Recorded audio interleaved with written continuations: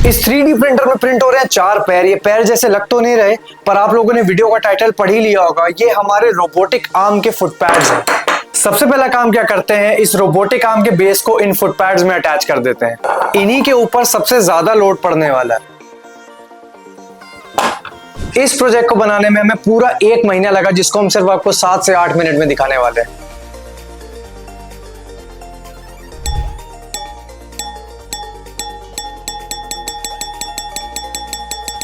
इस मॉडल को भी हमने PLA में प्रिंट किया है, क्योंकि एडवांस मटेरियल परचेज करने के हमारे पास पैसे नहीं थे।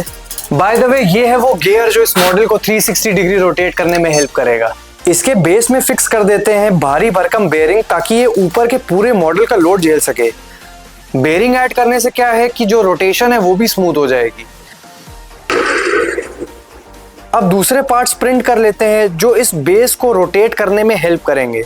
इस मॉडल की प्रॉपर रोटेशन के लिए हमने 2 बेवल गियर्स प्रिंट किए हैं। 2 प्रिंट किए हैं जस्ट इन केस अगर ये मॉडल हेवी बना तो इसकी प्रॉपर रोटेशन हो पाए। इसको फिक्स करते हैं एंड देखते हैं कि गियर्स एक के ऊपर एक अलाइन हो रहे हैं कि नहीं एंड मॉडल स्मूथली चल रहा है कि नहीं।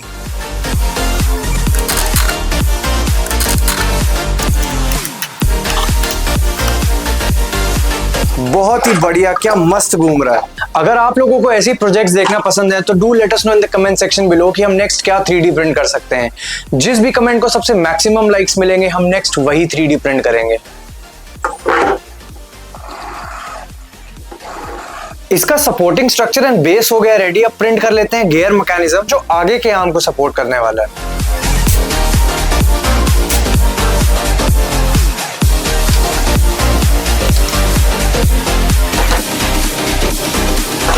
एक काम करते हैं, सारे बेयरिंग्स भी खोल लेते हैं। इस पूरे मॉडल में कम से कम 20-25 छोटे छोटे बेयरिंग्स यूज हुए हैं। वैसे तो हम 3D प्रिंटेड बेयरिंग्स भी यूज कर सकते थे, बट वो फील नहीं आती।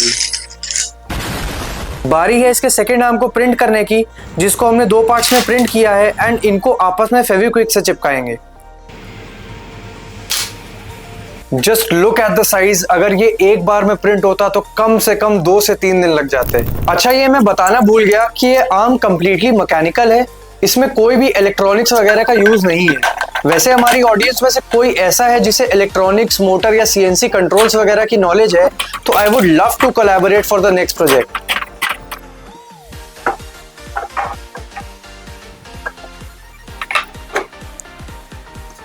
आप लोगों को याद है मैंने बताया था कि इस रोबोटिक आर्म में कोई भी इलेक्ट्रॉनिक्स या मोटर नहीं है। सी हाउ मैजिकली जो नीचे के गियर्स हैं इस सेकेंड आर्म को सपोर्ट कर रहे हैं और नीचे नहीं गिरने दे रहे। अब सीन ये है कि ये जो बेस है ये 360 डिग्री रोटेट कर सकता है और ये आर्म फुल मोशन में आगे पीछे जा सकता है। सेकेंड आर्म के यहाँ टॉप पर आप लोग ऑब्जर्व कर रहे होंगे कि ये बड़ा सा पार्ट हॉलो है। पहले इस हॉलो को बेयरिंग से भर देते हैं। बेसिकली इस हॉलो में भी हम वही सेम गियर मैकेनिज्म यूज करेंगे जो हमने यहाँ नीचे यूज किया था।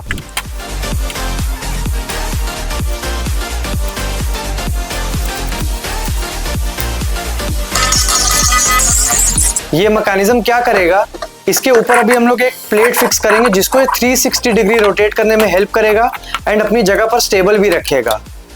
ये प्लेस हो गई हमारी प्लेट एंड नोटिस कीजिए ये प्लेट सेंटर से लॉक्ड है एंड 4 बेयरिंग्स के टॉप पर टिकी है ताकि ये स्मूथली रोटेट कर पाए।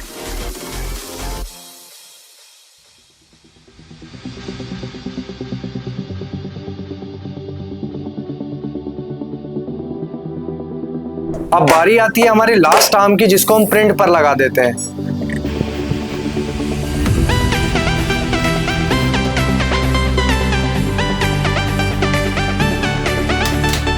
बेसिकली आर्म भी इस गियर मैकेनिज्म की हेल्प से आगे पीछे फुल मोशन में रोटेट कर पाएगा। ये पूरा मॉडल ही इसी तरीके से डिजाइन्ड है कि ये कहीं भी पहुंच जाए, किसी भी एंगल में घूम जाए, किसी भी ऑब्जेक्ट को उठा ले। अब हमारे पास एक ऐसी असेंबली रेडी है जिसका बेस 360 डिग्री घूम सकता है। ये आर्म फ्रंट एंड बैक जा सकता है। अगेन ये प्लेट 360 डिग्री घूम सकती है और ये वाला आर्म फ्रंट एंड बैक जा सकता है। फाइनली बारी है इसके सबसे इंटरेस्टिंग पार्ट की, इस रोबोटिक आर्म का क्लॉ। इस क्लॉ को हमने स्पाइडरमैन मूवी से इंस्पायर होकर बनाया है। जस्ट इमेजिन अगर इस रोबोटिक आर्म में हम इलेक्ट्रॉनिक्स एंड AI का यूज कर पाते तो फुल डॉक्टर ऑक्टोपस वाली फील आती।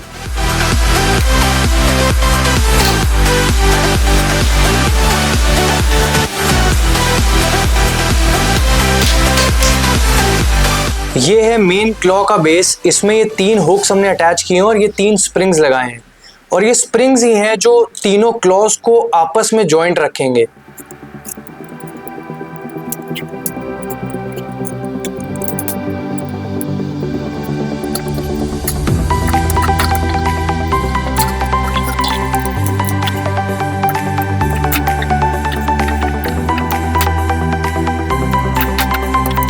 इस बड़े से बोल्ट की हेल्प से जॉस पर प्रेशर डाल के इन्हें ओपन करेंगे।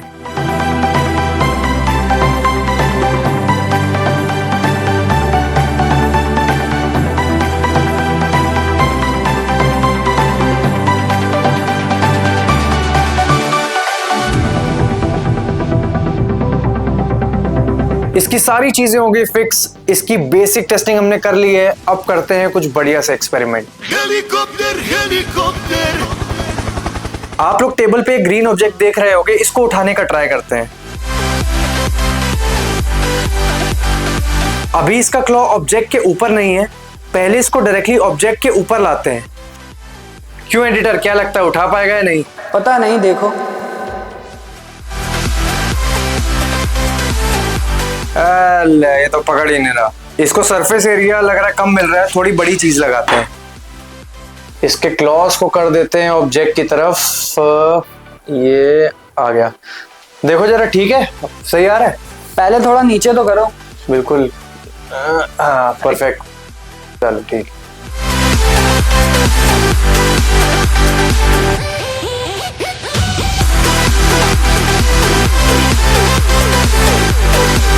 बहुत ही बढ़िया, अब आया पकड़ में।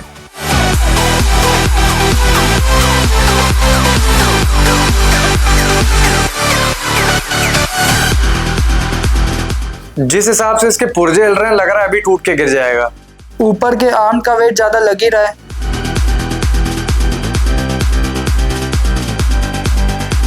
ये रोबोटिक आर्म टेस्ट में पास हो गया है। व्यूअर्स जल्दी से कमेंट करके बताइए हम नेक्स्ट कौन सा प्रोजेक्ट 3D प्रिंट कर सकते हैं।